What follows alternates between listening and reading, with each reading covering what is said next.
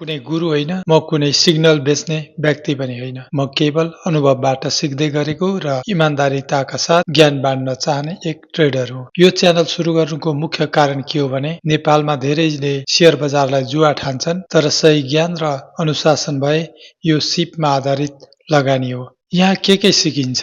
नेप्से ल्याबमा तपाईले पाउनुहुनेछ शेयर बजारका आधारभूत कुरा जो एकदमै नयाँहरूको लागि यो महत्वपूर्ण छ। नेप्सेले कसरी काम गर्छ, कम्पनी विश्लेषण सरल भाषामा, अनि जोखिम व्यवस्थापन, रिस्क म्यानेजमेन्ट, नयाँ लगानीकर्ताहरूले गर्ने सामान्य गल्तीहरू, वास्तविक उदाहरणहरू, झुटा प्रोफिट स्क्रिनशट बिना। धेरैजसोले स्क्रिनशट झुटा देखाउने गर्दछन्। सुरुमै तपाईहरुलाई म एउटा कुरा स्पष्ट पार्न चाहन्छु, यहाँ कुनै बाइ सेल सिग्नल दिइदैन। सोच्ने तरिका, निर्णय गर्ने तरिका, बाइ कसरी गर्ने, सेल कसरी गर्ने भन्ने कुराहरू मात्र सिकाइन्छ। तपाईलाई यो कम्पनी किन्नुस्, यो बेच्नुस् भनेर सिकाइने छैन। साथै यो च्यानलमा आज किन्नु भोलि डबल भन्ने सपना देखाइदैन। जबरजस्ती पेड कोर्स बेचिदैन। झुटा स्क्रिनशट देखाएर भ्रम फैलाइदैन। शेयर बजार सर्टकट हुँदैन, ज्ञान नै सबैभन्दा ठूलो सर्टकट हो।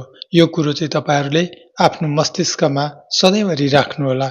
धेरै जसो यहाँ शेयर बजारमा छिट्टै कमाउने, छिट्टै धनी हुने प्रलोभनमा आउनुहुन्छ र छिट्टै नै धेरै गुमाएर शेयर बजार जुवा हो भन्दै सदाका लागि शेयर बजारबाट जानुहुन्छ। त्यो भएर सबैभन्दा पहिले आफूले आफ्नो ज्ञान बढाउनु पर्ने हुन्छ।